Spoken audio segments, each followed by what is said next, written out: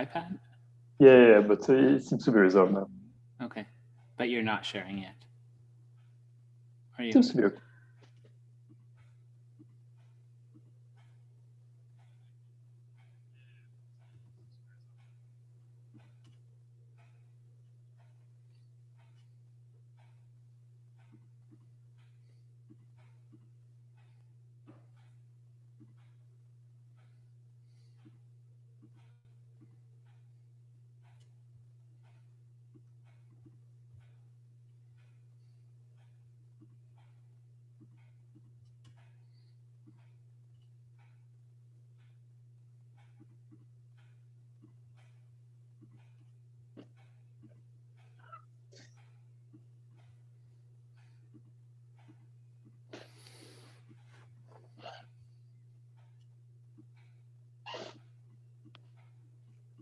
Okay, I'll mute myself, but start whenever you're ready. All right, thanks.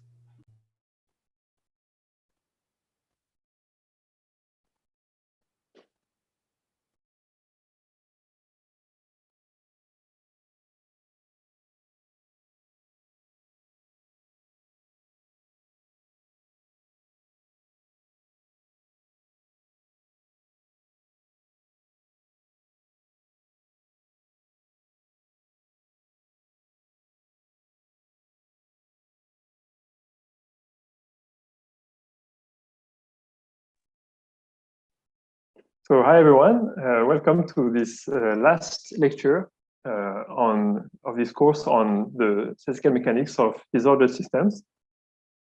So today I would like to start by a small digression about, so I want to make some comments about the space of probability measures and how we move in this space. So yeah, let me make a few comments about this.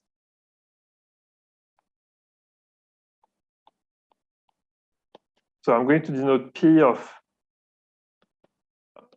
okay, so R plus is the, okay, or P of R. So this is the space of probability measures on R plus. It so happens that the measures we care about are all with support on R plus, but what I'm going to say is equally valid for measures on R. So yeah, what I want to discuss is that, is how do we move in this space? And I claim that there are two ways to move in this space, at least two natural ways to move in this space between two probability measures. And perhaps it's easiest to illustrate this on an example. So let's say that I'm trying to move between two Dirac masses, one which is here and one which is here.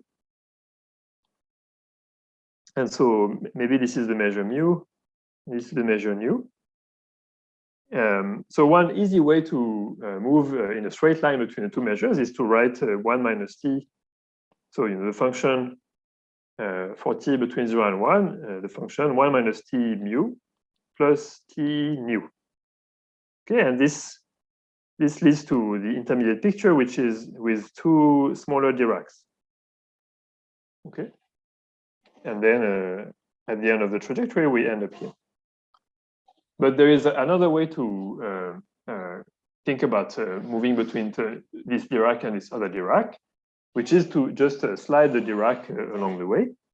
And this one we could think of as being more transport type derivative. So you should think that this is, the original point is here and the final point is here, and we end up here. Okay, so we're just sliding this guy is traveling in this direction. And yes, so I want to clarify how to talk about this this second way of moving around. And so yeah, in general, if I have two measures, mu and nu, in this space of probability measures, I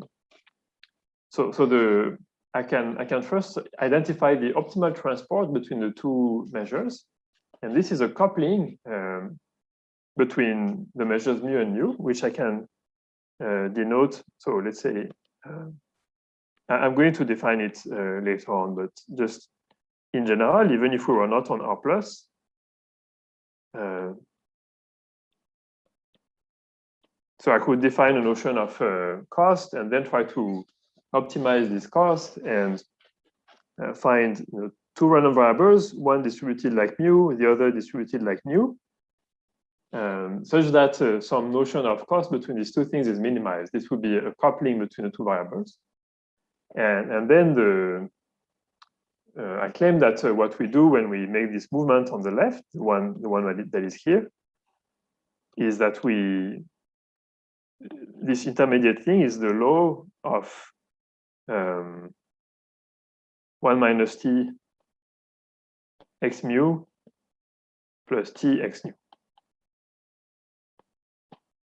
Okay, and this is a way to define this alternative way to move in the probability in the space of probability measures. And so I have not yet defined what is this optimal coupling, but in 1D it's actually easy to define it.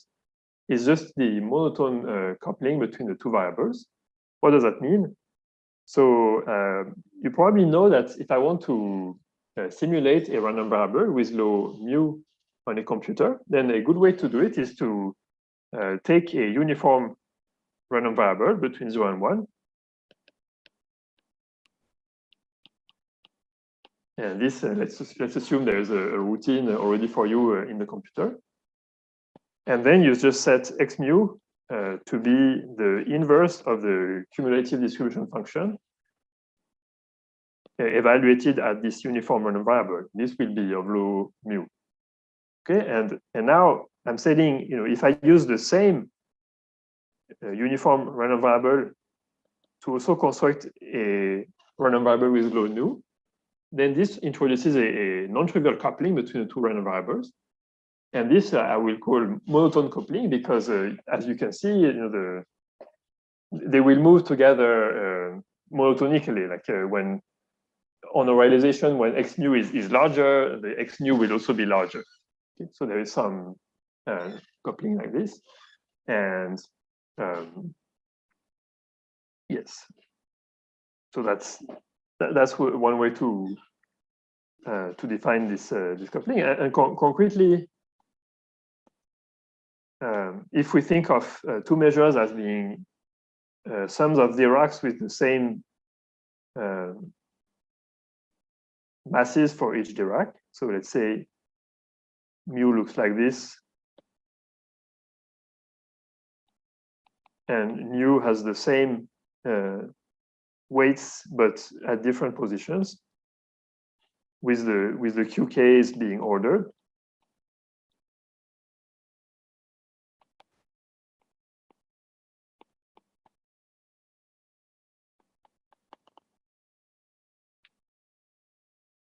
Then this straight line that I was describing, this law of 1 minus t x mu plus t, so the transport movement, let's say, will be given by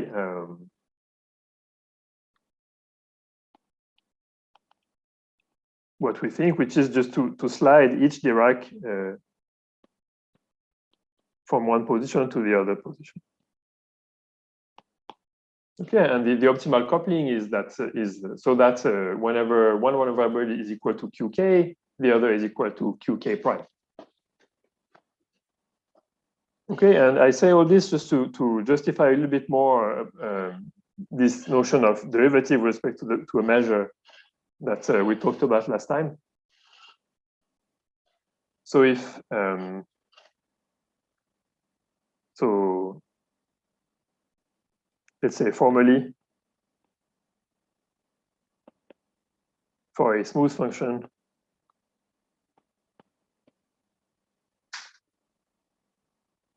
G on the space of measures, we would like to define this derivative d mu G of mu x, so x in the support of mu. So in general, I think about trying to capture what happens when I move these Diracs. But for a general measure, I'm going to record what happens when I move some point on the support of the measure. Okay, so this x is here to record where I'm doing the movement, and we would want so that G of, if I do a first order expansion of G near a measure mu, I will have a formula of this sort. So d mu G of mu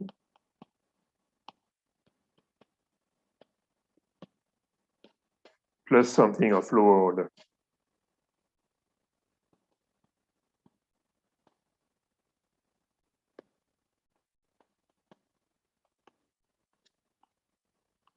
Because this is as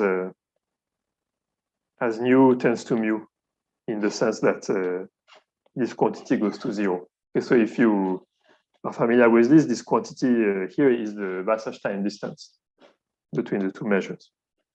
And I don't actually want to emphasize this very much. It's just to give you some context into why I like this notation with d mu of some functional.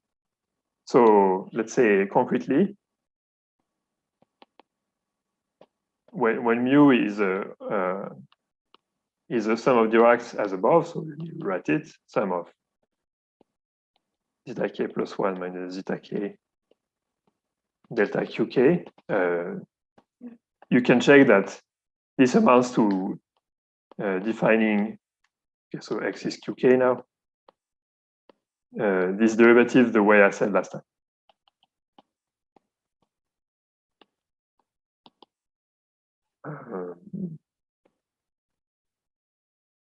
EQKJ of mu. Okay, so I mean it's a slightly informal notation, but when I write this, I think that we think of G as a function of the qk's, and we differentiate with respect to one of these variables. And this is a new notation, which let's say by definition is what is on the right hand side. Okay, but I claim without further explanation that this notation is consistent with this first order expansion. Okay, and so this is okay, just some motivational talk to justify a notation.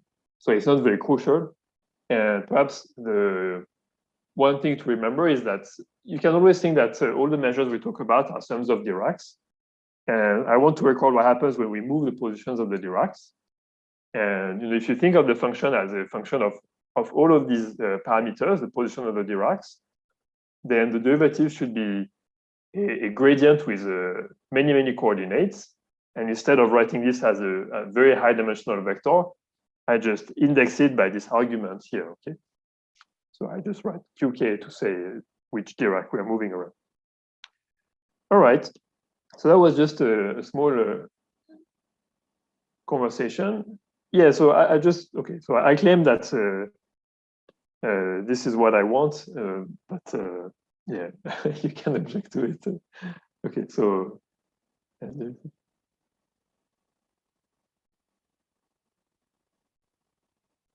So in fact, yeah, so there's a question in the chat, but so it's a little bit more subtle because the x is in the support of mu, so it's not the definition, the space over which this thing is defined is not a product space, right? Because the space in which the second variable belongs depends on what the first variable is. Does that make sense? So it's just yeah. If you want, yeah, it's a function in L2 of mu for each mu. All right. Yes. So that was just some aside. This is the end of the aside. To justify this notation, which is closing this aside, and now I want to recap what we have done last time. So from last time.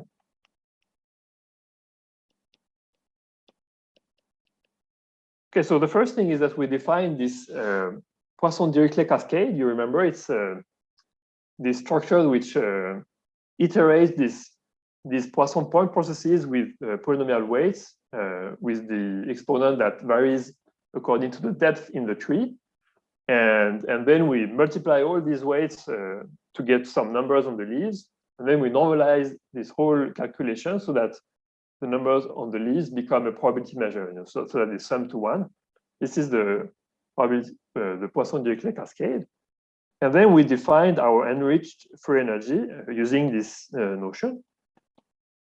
So Fn of T mu, this is -1/n. I will rewrite the definition.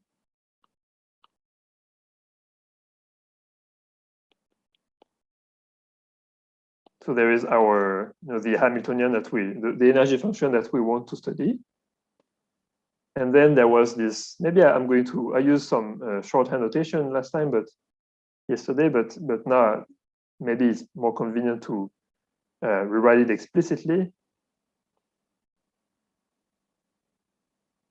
So it's this times this Gaussian dot sigma, and then, okay, there's always this compensating term at the end. That's it. And then there's I should add here a V alpha dPn of sigma. Okay, so now you should really think that instead of having only sigma as the variable of integration, we have sigma and alpha. Okay. Fortunately, that I have to use two different symbols, one integral and one sum. But really, you should just think it's just one integral over sigma and alpha. I could set up some notation so that this is true. And okay, and then the Fn bar is the expectation of Fn as usual. And we saw that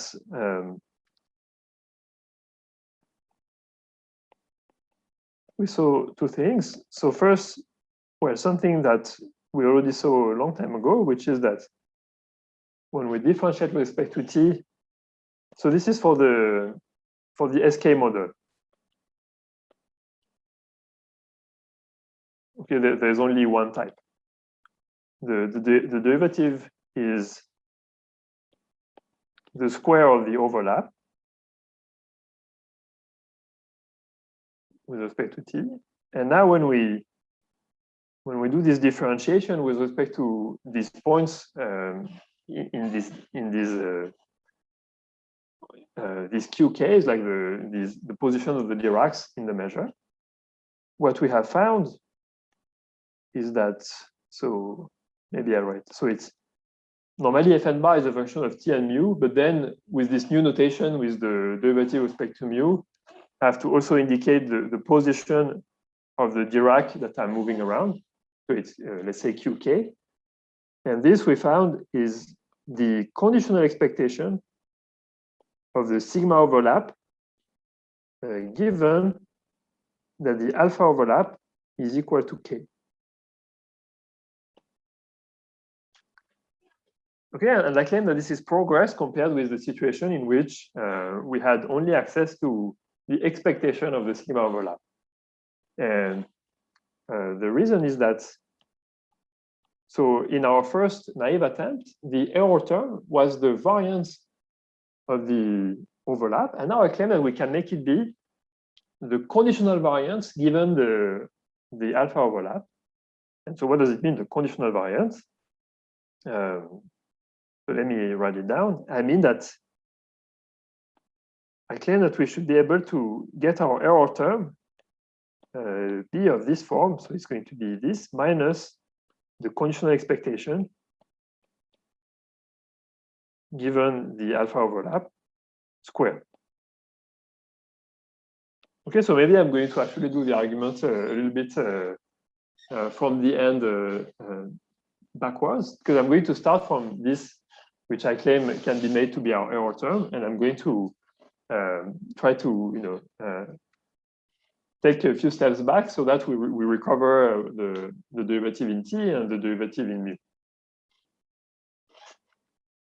Okay, so this is the error term we want, and so just like with the normal variance, if I expand this square, I get sigma the sigma prime over n squared minus the expectation of the squared expectation.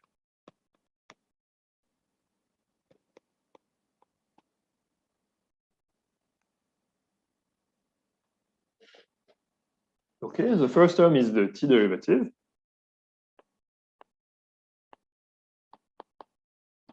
And now maybe for the second term, I'm going to introduce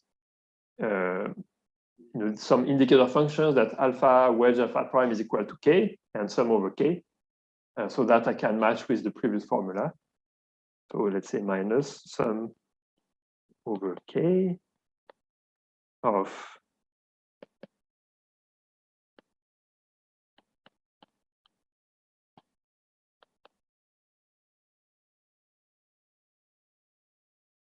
this multiplied by the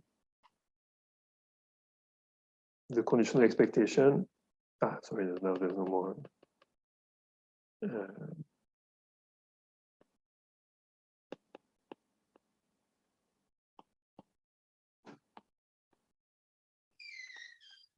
Like this. Okay, so it's just a decomposition into all possible events. There's a bit of a lag in the display, it seems. Okay. It's coming. Oops, no, it's not coming. All right, sorry about this. Let me change my setting a little bit. Oh, weird. All right. So yes, I'm going to be back on very soon. That should do. I thought it should do.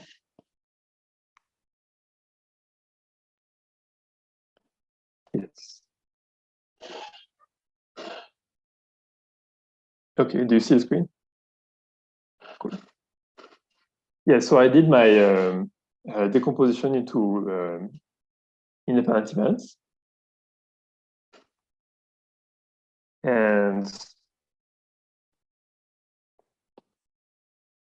And now, yes, the point is that it was meant so that we recognize this derivative in mu. Okay, so it's showing up here. And remember, or maybe not, but this we have computed, this is a zeta k plus 1 minus zeta k. So let me rewrite all this. This is equal partial t fn bar. Oops, this is an n. Minus sum over k of zeta k plus 1 minus zeta k times d mu fn bar t mu qk squared, right? And so here we see that this sum, I can think of it as being actually some integration of this function d mu of, and this is the variable. This is, I can think of it as being a dot against the measure mu. You remember the measure mu has Dirac's at the qk's, and the weights are precisely these guys. Okay, so let me write this. So more compactly, I can write this as partial t fn bar minus integral of d mu, and I'm going to be using a little bit implicit notation. I'm going to just write it like this. Yeah, I'm kind of dropping the arguments. Okay, but we understand that this means d mu fn bar of t mu x, d mu of x. Okay, maybe I'm going to write it in the margin. Okay, this is, I should write integral of d mu of fn t mu x squared d mu of x. Does that make sense? So x is the variable of integration, and we integrate against the measure mu. Okay, so to summarize, what we get here is that, so summarizing this calculation,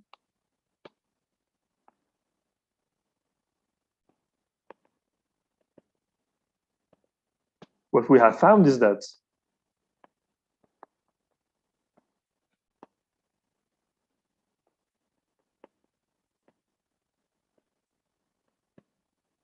this quantity is equal to the conditional variance that we started with.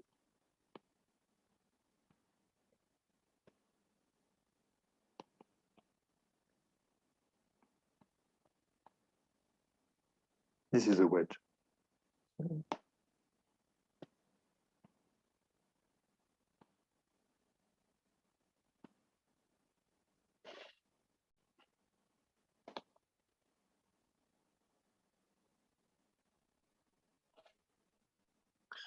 Okay, so you remember in our naive attempt, we did something similar, and on the right side, we had the variance of the sigma overlap, and now we have this conditional variance.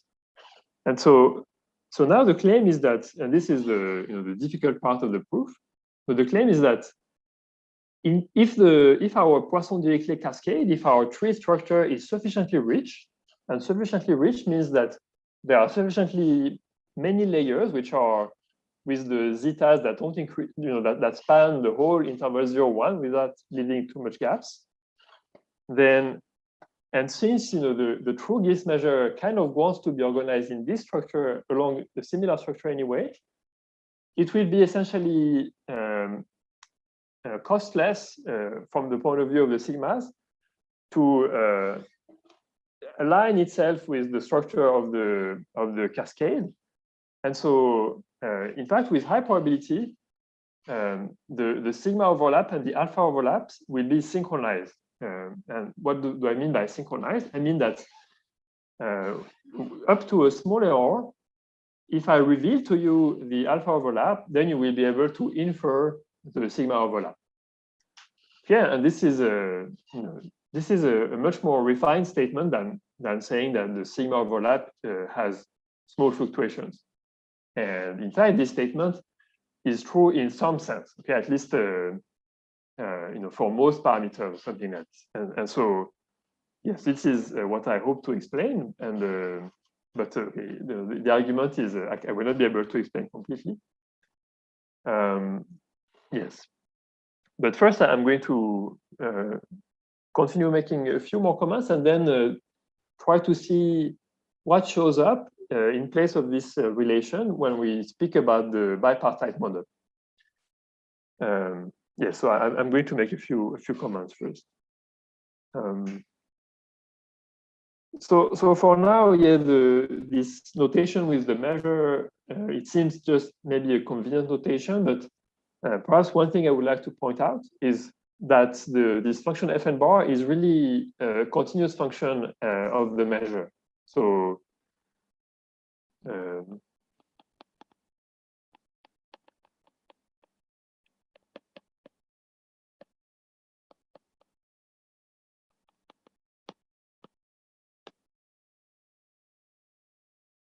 so let's say we have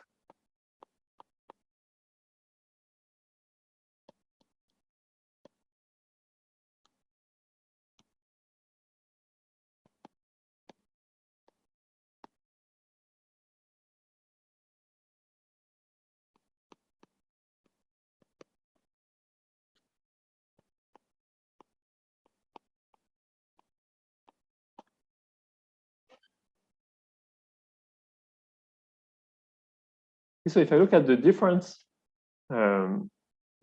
between this free energy computed at two different measures, this is controlled by this quantity on the right side, which for those who know is actually the Wasserstein W1 distance. In any case, it's some natural notion of distance in the space of probability measures. Okay, so maybe I'll give a sketch of proof of this.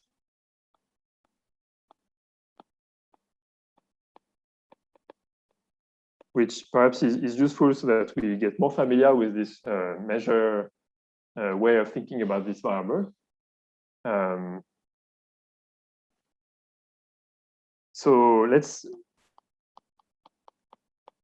I'm going to do it assuming that I can represent these two measures in the following form.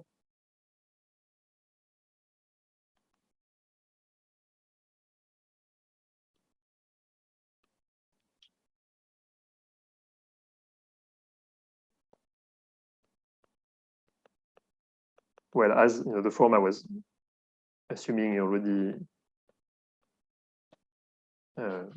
many times. So if you think carefully, you realize that in some sense, I can always, if mu and nu are sums of Diracs, then you can always represent them in this form. Because you just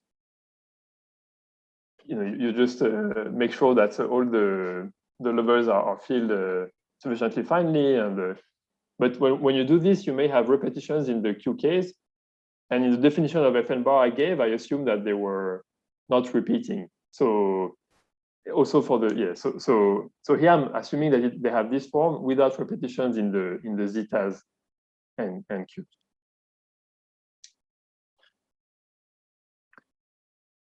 So that's why it's actually only a sketch of proof and not a full proof. I will have to justify that even if there are repetitions in these representations, the way we computed the Fn bar is still valid. The Wasserstein distances. So there's a question in the chat about Wasserstein distances. So they can be defined for arbitrary exponents. So this is the W1 distance, like the one based on L1, and you can also define it based on L2. So yeah, all are fine. Okay. There's different distances, but okay. So in this case, if we suppose that mu and nu have this form, then and I don't write, but the QKs are ordered, the QK primes are ordered.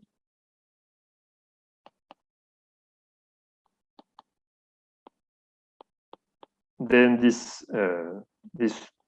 quantity, this Wasserstein distance, indeed, can be written explicitly as the sum of the zeta k plus 1 minus zeta k times qk minus qk prime. Okay, because you remember the coupling makes it so that whenever x mu is equal to qk, the other one is equal to qk prime. Okay, so what I need to show here really is that this quantity is bounded by this sum. And remember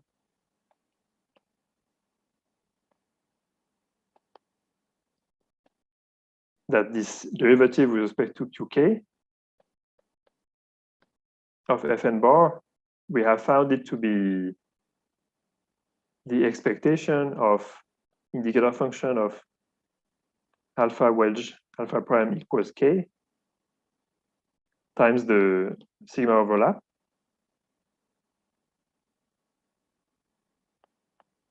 So the absolute value of this guy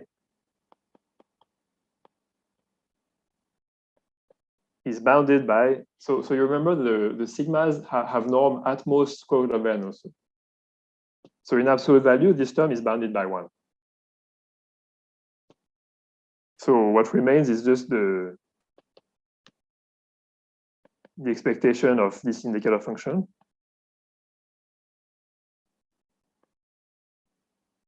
And this we saw is equal to zeta k plus 1 minus zeta k. Okay, so that's in fact the end of the proof, because in order to move from mu to nu, you're going to just move one variable one at a time. Q1 you move to Q prime 1, and there you pay the derivative, which is zeta 2 minus zeta 1 times the difference between Q1 and Q prime 1, and you go on, and all you do is exactly this. Okay, so that's the end of the proof. Yeah, with the slide sheet that I have to explain that even if there are redundancies in the representations, what I have done is still fine. So we are good.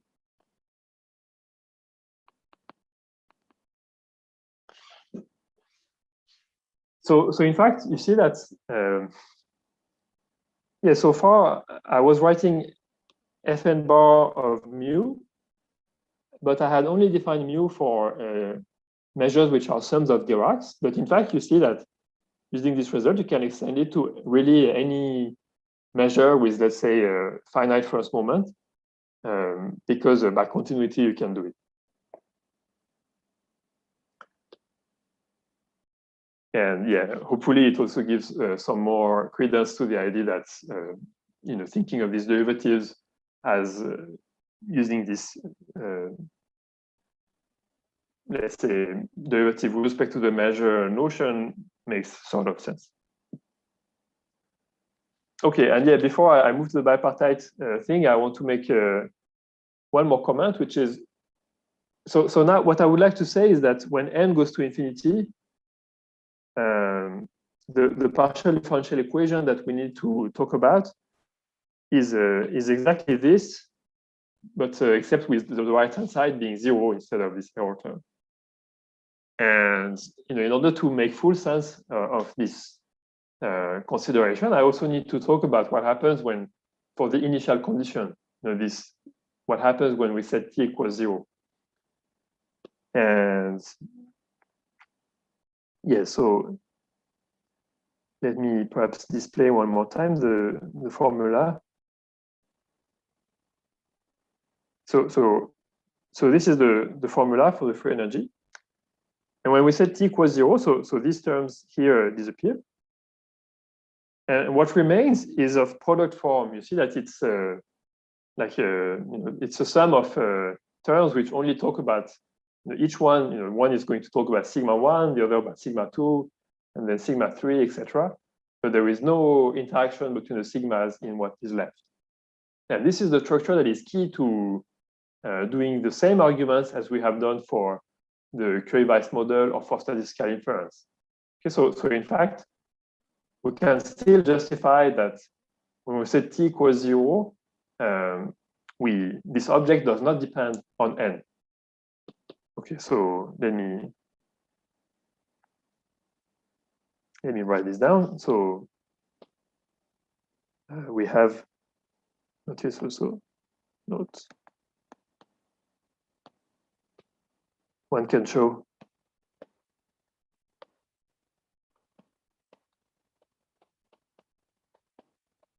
Fn bar 0 dot does not depend on n.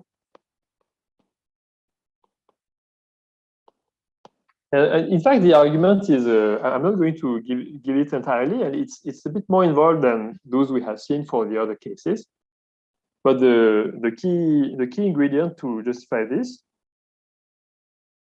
and in fact also to give a more explicit procedure to actually compute this object, is this observation we have seen about Poisson-Dirichlet cascades that so if, let's say, if Vn is let's say just a Poisson-Dirichlet process with parameter zeta, then we have this expectation log sum of Vn xn, where xn are independent IID random variables, independent of the V. This is equal to 1 over zeta log of expectation of x1. Okay, so using this thing, you can peel off progressively all these layers that we have built into the Poisson-Dirichlet cascade, and recursively compute this Fn bar of 0 dot. Okay, so it's not a super simple calculation, but it's you're just iteratively doing operations of this sort, where zeta is zeta k, and then zeta k minus 1, and then zeta k minus 2, etc., up until the moment when you have unpeeled everything. Okay, so in some sense, the initial condition that can be sorted out. So let's say denote psi Fn bar of F1 bar of 0 dot. And perhaps, yeah, I'm going to clarify this question in the chat just now. So, yeah, perhaps I remember that someone was at some point was asking about why we are asking questions about the assumption about this measure Pn that here for simplicity I assume it's of product form. It's a tensor product of a fixed measure. But in fact, all what you need is that this Fn bar of 0 dot converges to something. Okay, so when the measure is product, it's clear because it actually doesn't depend on n. But if, for instance, you're doing a spherical model, then you can show that this converges, and this is enough for what I'm going to say next. Yes, and now, so let me try to address the question in the chat and also summarize what we would like to say for the SK model. So summarizing again.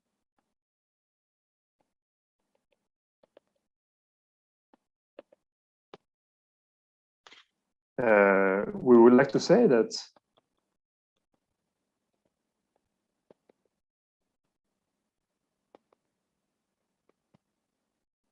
as n goes to infinity, this Fn bar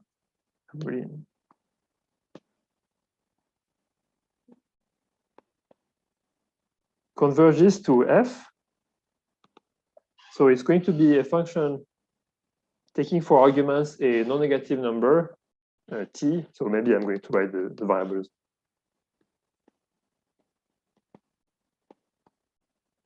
So non-negative t and a probability measure on R plus, taking values in R, which is supposed to solve the equation that we have discovered, partial t f minus integral of d mu f squared d mu equals 0. So this is on R plus cross. And okay, so I'm going to say it's on P2, like those measures with finite second moment. You need some moment condition. P1 would also be fine. Let's say P2 for definite. And then the initial condition is this function we just talked about.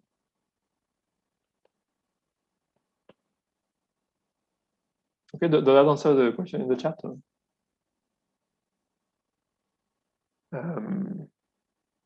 Yes, and now so this is what we would like to do, but fortunately, people have thought about spin glasses before we talked about Hamilton-Jacobi equations. So in fact, we can answer positively this question because we can bridge it to previous work on the Parisi formula.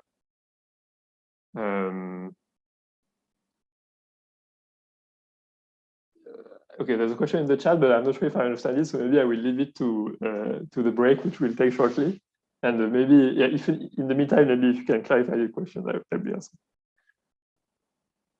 Yeah, so now what I want to do just before the break is bridge this, which I phrase as a question, into an affirmative answer, because I'm going to connect this with the standard Parisi formula. Okay, so notice that in this equation, this thing is a convex function of the derivative of f. Okay, just because it's you're just taking a square and you're integrating, and therefore we know our Hopf-Flachs formula. So we should expect that there is a variational formula for this equation. So maybe it's a little bit more scary because it's in the space of probability measures, but we're not afraid. So plausibly, there is a Hopf-Flachs formula for this solution.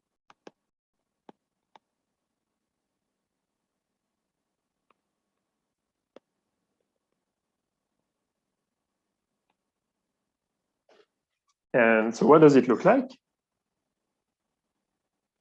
It says that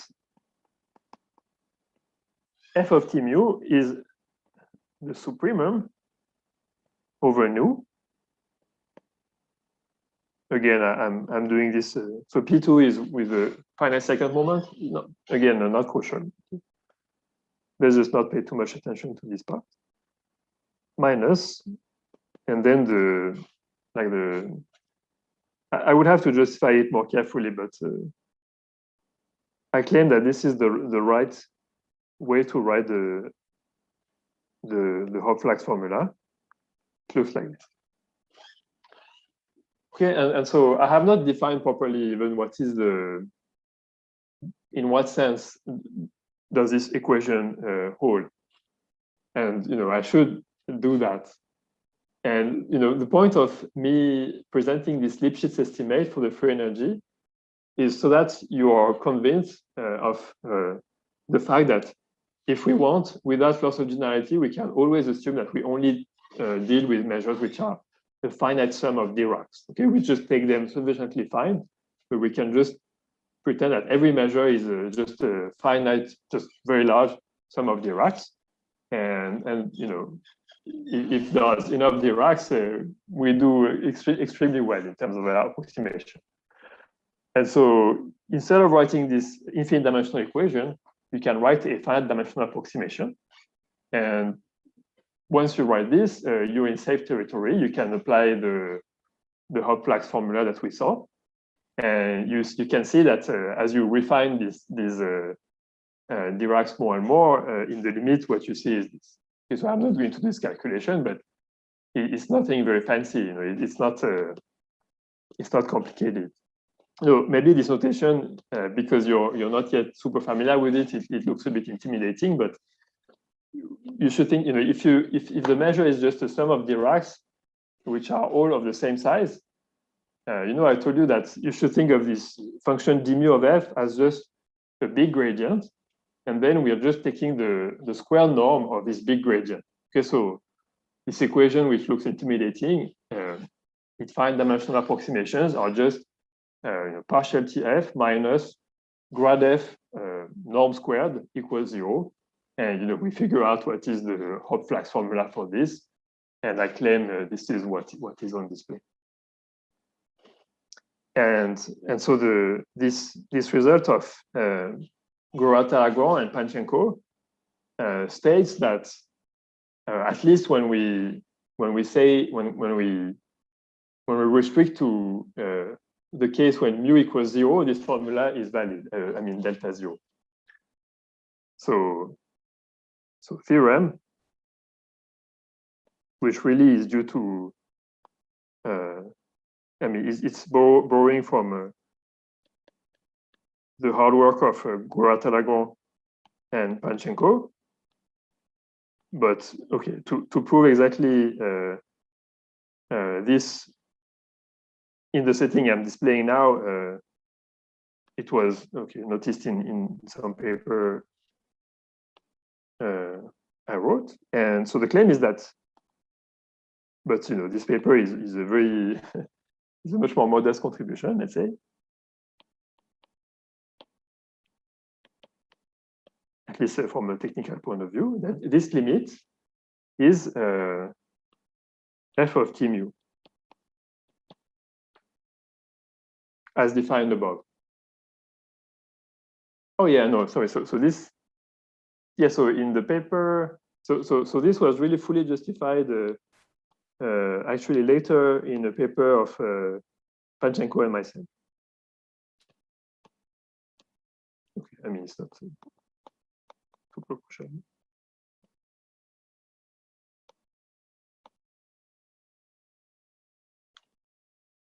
Okay. Anyway, so here, it's nice. It's reassuring. I have not. It's reassuring because it means that I have not annoyed you about this approach uselessly, because it says that indeed, it brings us on the right track. It actually identifies the right object. But the way this thing is proved is not actually using the partial differential equation interpretation. Okay, so it borrows from a previous work that was based on this variational formula which up to a change of variables is the Parisi formula. So it's a it's a nice let's say sanity check for this thing. But so after the break, I'm going to discuss the bipartite case, and there we will have no variational representation for the limit free energy, and so the traditional approach cannot even be phrased in some sense. And the PD approach, so far, I have only partial results, which I'm going to explain. Okay, so are there questions on what I try to describe here?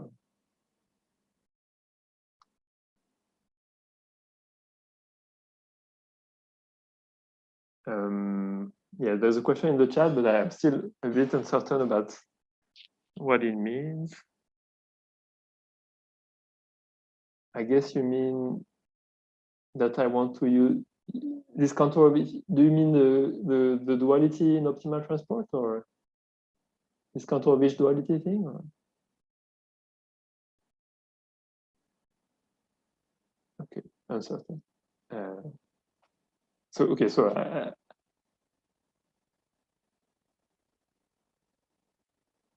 yes, which is this contour? Yeah, so I mean, at some point you need to know something about your function, so you need to open your. So you mean to prove this Lipschitz estimate for the free energy, right? So at some point it needs to take into consideration what this function is. So you need to compute something that relates to this function. I mean, the proof I gave is not so bad, right? You just compute the derivative and kind of works. Yeah, so I have the impression I'm not quite understanding what you have in mind.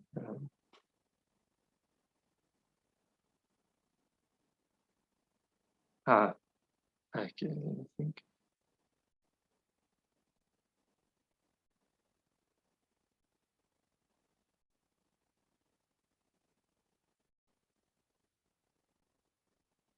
Yeah, okay, yeah, maybe. I'm not sure. Let's just put it that.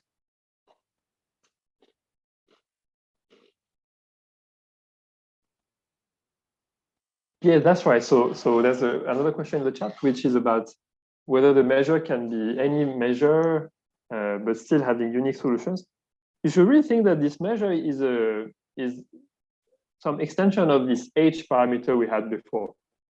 And we were like, if I kind of read your question and replace the measure mu by the parameter H, you see, you will not be so surprised. You will not say, oh, but the parameter H can be any parameter on the real line, but the solution is unique. It's like, yes, right? And here it's a bit the same. The measure can be. Does it make sense? Like we're describing a function of the measure, and we're saying that the relations like. Okay, it seems to make sense for you, so good. I'm not going to confuse myself more.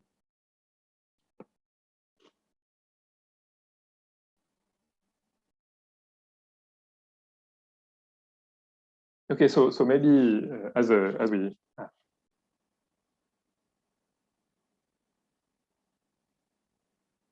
Yeah, so perhaps it's related to the comment I wanted to add, because I think I was not very clear on this point. Thanks for this question. So, okay, fine. We have the limit of this. How does it relate to the original question we were asking? Like down the road, we want the limit free energy of the SK model. And okay, you have enriched your free energy and confused ourselves, but and confused us. But where is our object? So the original object is recovered when we set the measure mu to be the Dirac at 0. So yeah, this is not super obvious, but let me display one more time this free energy. Yeah, so perhaps one first thing one can observe is if you choose mu equals the Dirac at h, in fact, this recovers our guess with the random magnetic field. So because there will be only one term here, and it will be square root of 2h times z times sigma. Yeah, I'm really not writing very well here. And so this is our stuff with the random magnetic field. And now if you set H equals 0, then in fact this term disappears. And you know the last bit also would be, okay, so let me, that's not how to do. Yeah, so if you set mu equals delta H, then this whole thing becomes square root of 2H Z dot sigma minus NH. And now if you set H equals 0, everything disappears, and you're left with the stuff you really care about. So the stuff we really care about is obtained by setting mu equals the Dirac at 0. Maybe I could have left it. And so really to make the connection with the free energy we care about. Oops.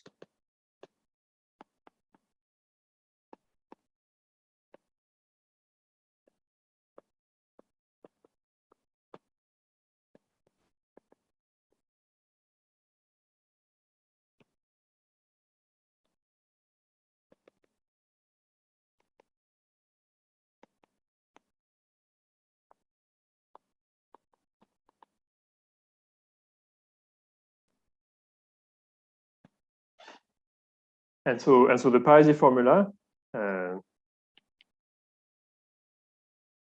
up to a change of variables, which is not very consequential.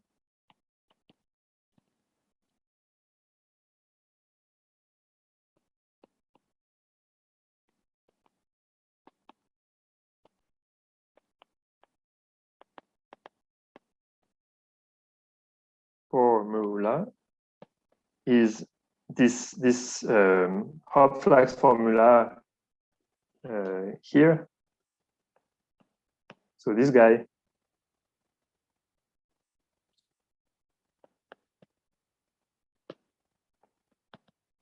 with mu equals delta 0. And perhaps it's also reassuring a little bit because if you actually have come across the parity formula, you've probably noticed that there is no talk about monotone couplings between random variables and blah, blah, blah. So what's going on? What is going on is that when you set mu equals Dirac at 0, you know, the variable x mu is just 0, it's deterministic. So there's no subtle coupling to do. And this whole, this whole thing is just you're integrating this x nu guy squared. So this is just integral of r squared d nu. Does that make sense? So this is just a side comment. So for this choice of mu,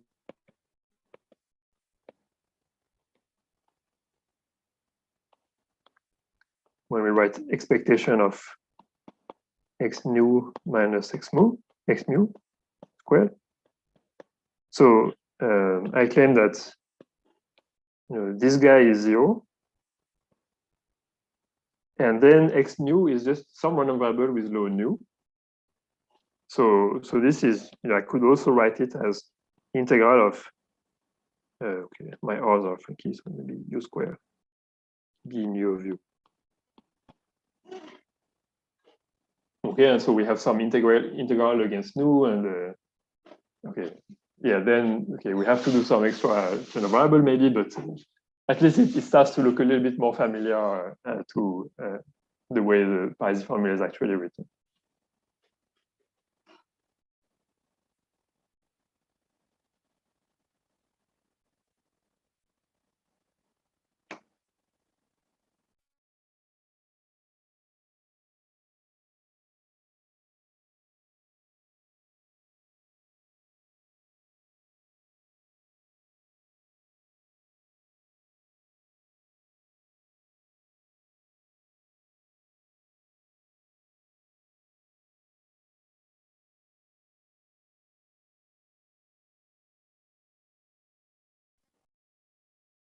So does it make sense so far? Like so to sum up, with this more refined free energy, we have a guess for what the limit for energy should do. And I have not explained how we could approach proving it, but at least we can verify that what those guys have found by other methods matches this prediction. And now my goal is to explain how to extend this to the bipartite model. Okay, so I want to state a conjecture which is consistent with what we just said for the SK model in the case of the bipartite model.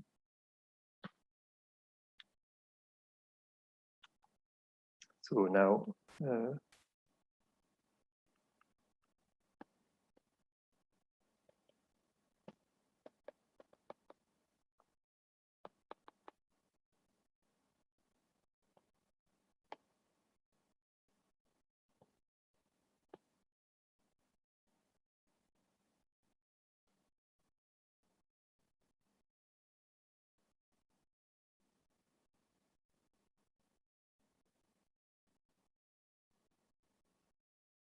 so there's a question in the chat. So indeed, if you want to think about the model with some, if you want to figure out the free energy of the model with the magnetic field square root of 2h z dot sigma, then you have it from the same result by setting mu equals delta h.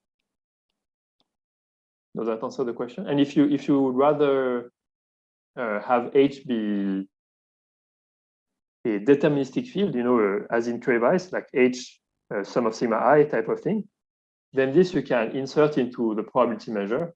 So this is also taken care of. So it will only change the definition of the initial condition.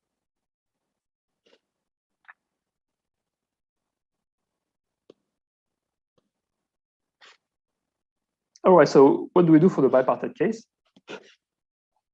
In fact, we do exactly the same thing, except we allow ourselves to influence separately the first component of the sigma and the second component.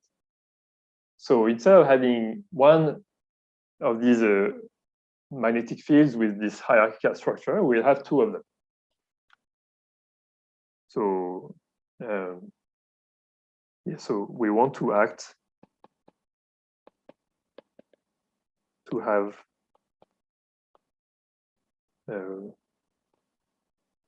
random magnetic fields that act on each component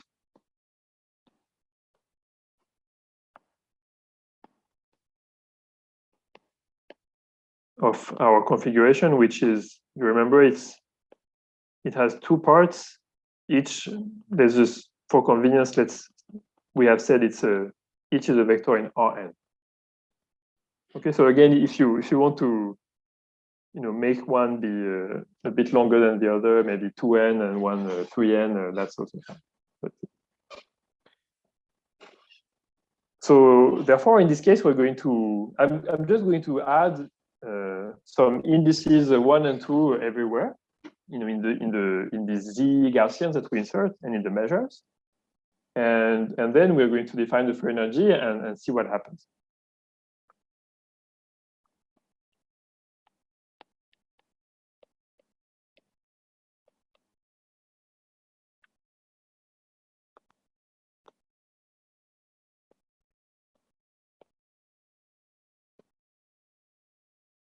So there are these Gaussians indexed by the tree. Now there are, you know, for each node, I have two of these Gaussians.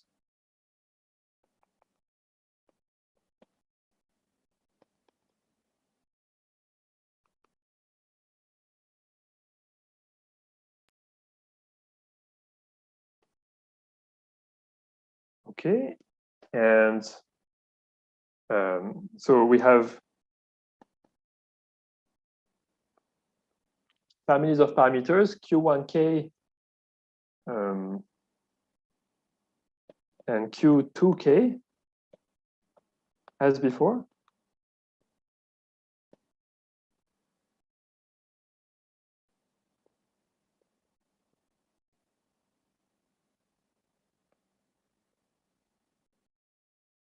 So I'm going to use the letter A to denote an index, which is either 1 or 2. So there was this Z, I noted them ZQ of alpha last time, but I'm going to keep implicit that they depend on Q. I'm just going to record if it's supposed to go with the sigma 1 or with the sigma 2. Okay, so it's Z1 and Z2. So ZA in this notation. It's sum for K from 0 to capital K of 2Q. Let's say, if A is 1, it's Q1K minus 2Q1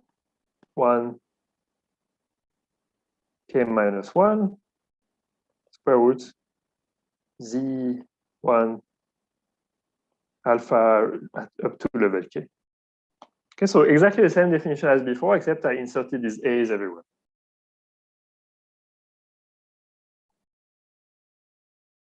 And now we can define our enriched free energy.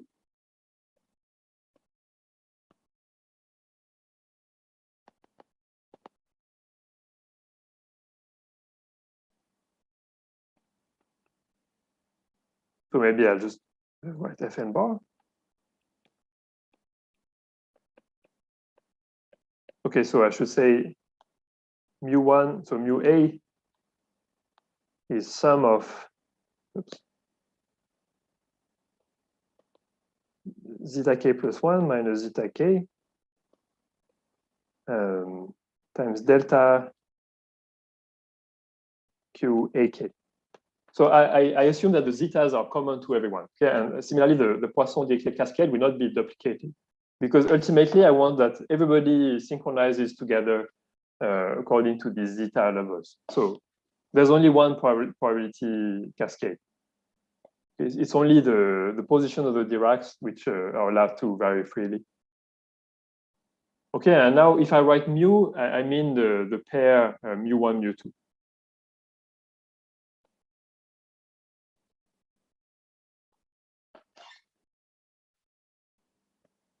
Okay, so what is our free energy? Minus 1 over n log.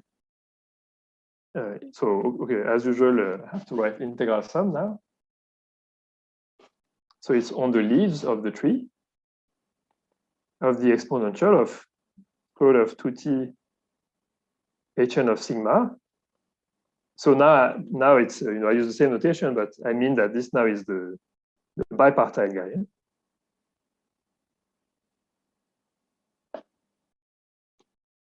And then I add these magnetic fields. So plus Z1 of alpha dot sigma 1. Okay, and there's always this compensating term Q1K plus Z2 of alpha dot sigma 2 minus NQ2K V alpha dPn sigma. Okay, so it's really, oh, and I put a bar, so I should put expectation here. It's really exactly in the same spirit as before, except we have duplicated these random fields. And all right, so now I can still define my Gibbs measure, which will be with respect to random variables sigma and alpha as before. And I can compute the derivatives of Fn bar. And well, when I compute the derivative in t, nothing changes with respect to what we had done with our initial guess. So it's still going to be this product of the overlaps.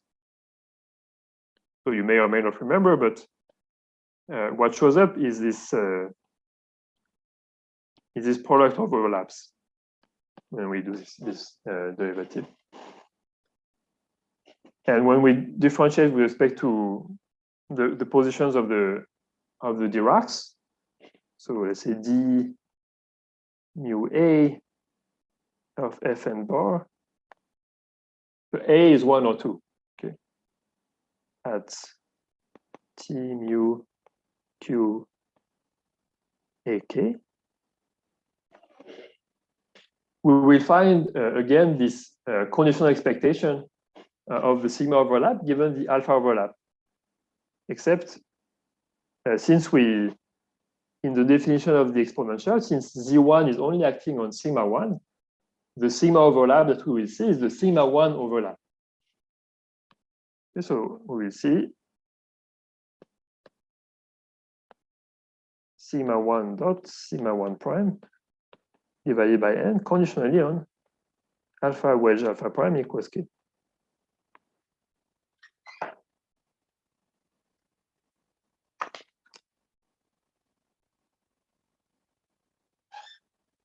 And so this time our goal is that, so maybe I'll do again the calculation in the reverse order. Oh yes, thanks for the comment in the chat. I like so much to say that A is 1 that no, it's 1. So yeah, this is sigma A indeed.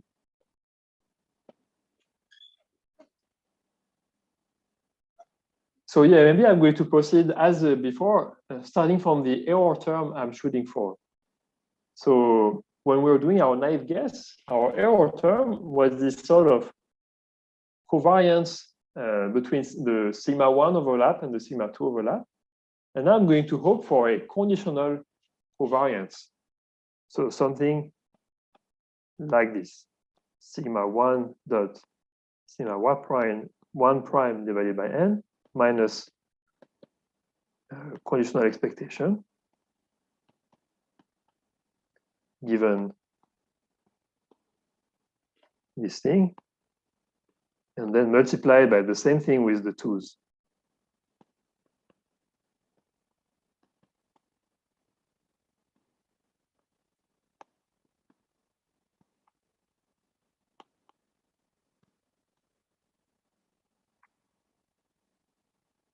Okay, and if I expand, so if I expand again, I will see, the first term will be the product of the overlaps, and the second term will be the product of these conditional expectations.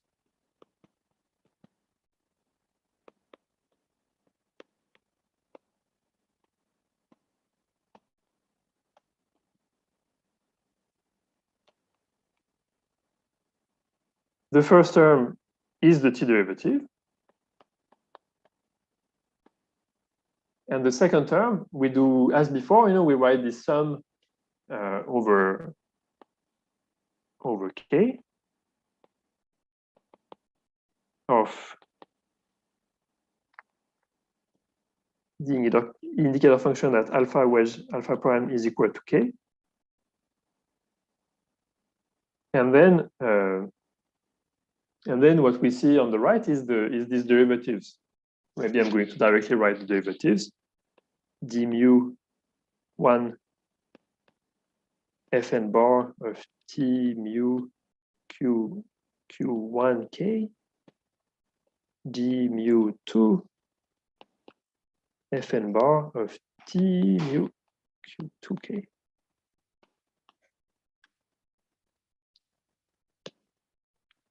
Okay, and again, this is zeta k plus 1 minus zeta k.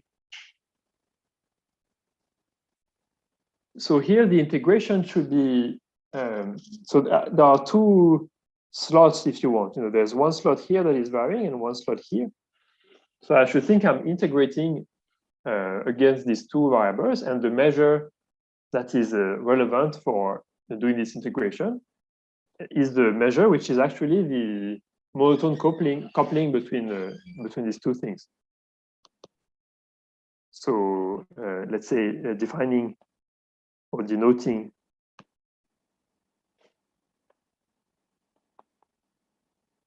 by mu hat this measure, so the zeta k plus 1 minus zeta k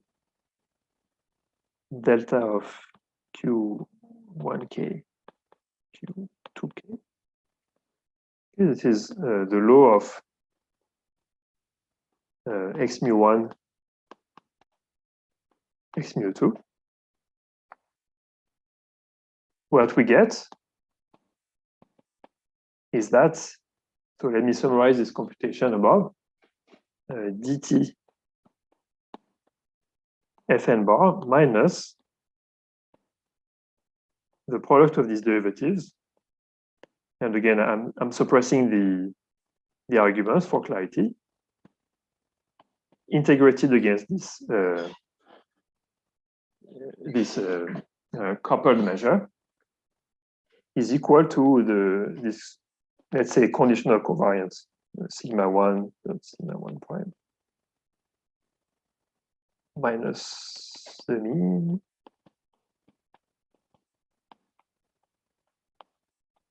multiplied by the same thing with the sigma 2.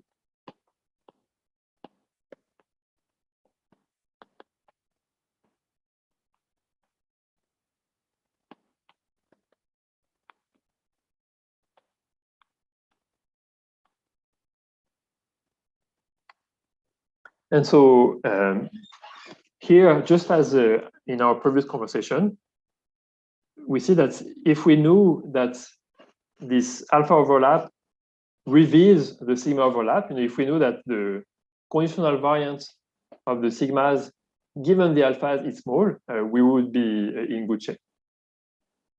Okay, so perhaps to make it clearest, I can use that AB is smaller than 1/2 of A squared plus 1/2 of B squared. So I apply this inside the expectation. And what I get is that the absolute value of this left side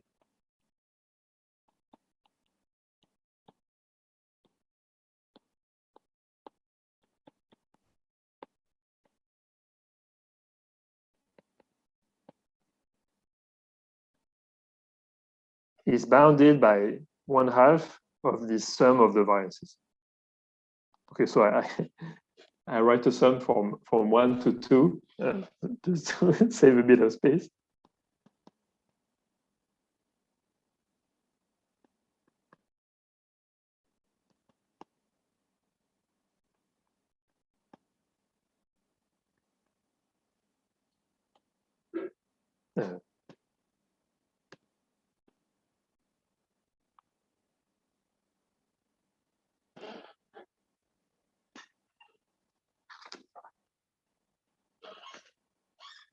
Okay, and again, in this circumstance as well, if we want to compute this thing at t equals 0, it's the same calculation as for the SK, so this poses no difficulty. So here is a conjecture.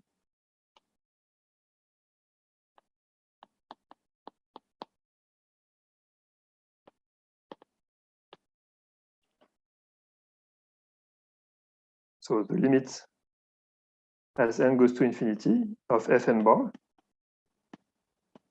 is a function f. So where f is going to be a function of from R plus taking some non-negative parameter t and a pair of measures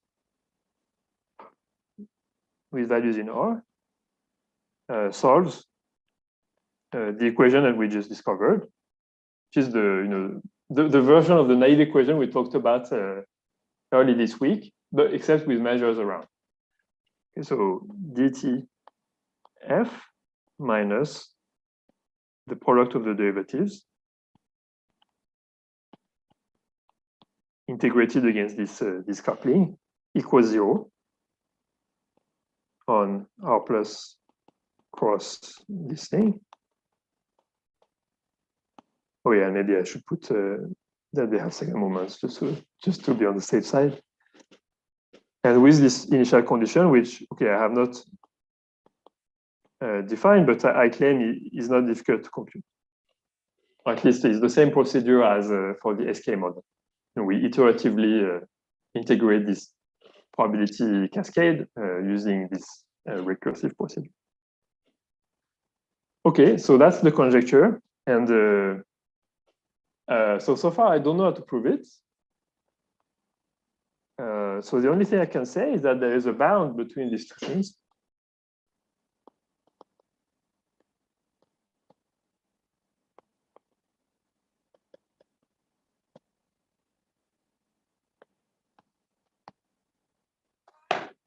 So this is true.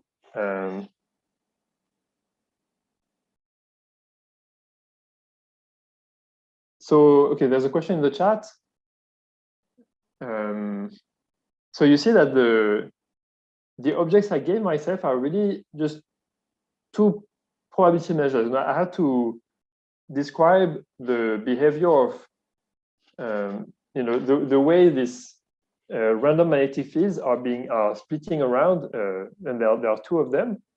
And naturally, I claim that it's kind of natural to index this tree structure in the random magnetic field by a measure. And so I have two of them. So I will have two probability measures on R+. But perhaps just to kind of go in your direction, when you try to make more general models, maybe with more types, or if the interactions between the types is a bit more complicated, then it's actually perhaps best to think of it as, indeed, as you propose, some measure on R+ squared, but with the constraint that it's monotonically coupled. Like it's coupled. It has this. You could think of this instead of. Okay, it's not a very important command, but you could equally decide that the indexing of this function is by this pair of measures, or it's equally valid to say that I'm going to show you mu hat, this coupling between the two measures, and mu hat is in this space you're describing, but it's not living in this entire space. So the equation will still be defined only for those measures on R+ squared, which are monotone couplings of two random variables. So okay, I think it's clearer to present it this way, but it's possible to go somewhere in this direction. I hope that makes sense. Okay. Yes, and I can. Okay, so yes. So what are the ingredients when we want to prove this? Well, the core thing is to try to justify that indeed this synchronization thing that I'm talking about happens. And for this, the key ingredient is some result of Panchenko, which shows that quote unquote generically our Gibbs measures will have this tree structure that I drew some time ago, with this decomposition into states. And once you know this, in fact, and this is also work by Panchenko, you can prove that this implies synchronization, because it's not only that the sigmas will have to have this tree structure, but any linear combination of the sigmas and the alphas will have to have this tree structure thing. And if you think carefully about what this means, you can see that it must imply that these things are synchronized.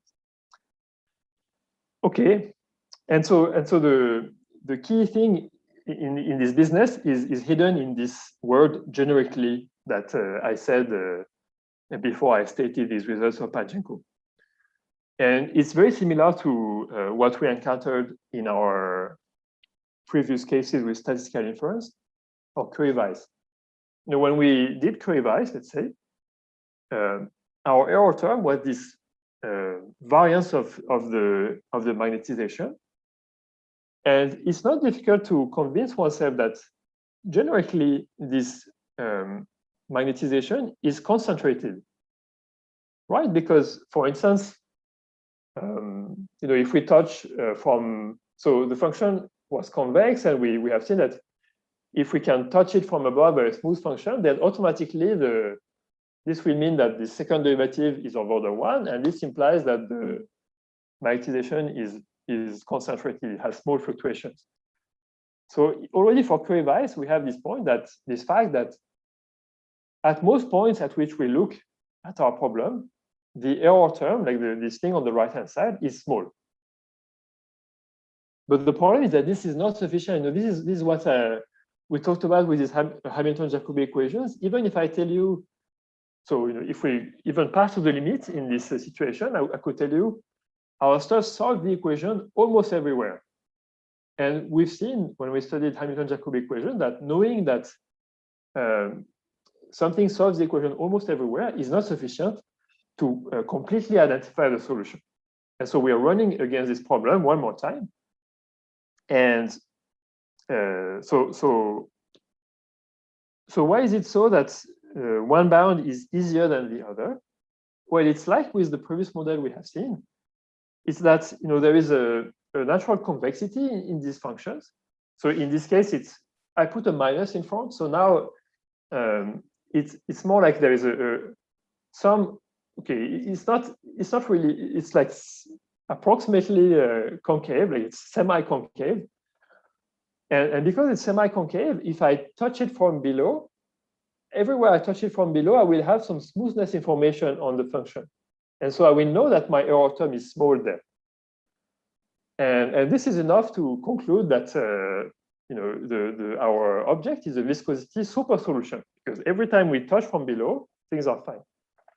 But when we touch from above, this is not happening. And in fact, I just said it's approximately concave, it's semi-concave, but our function is not really concave or convex. So we cannot use this selection principle I described before.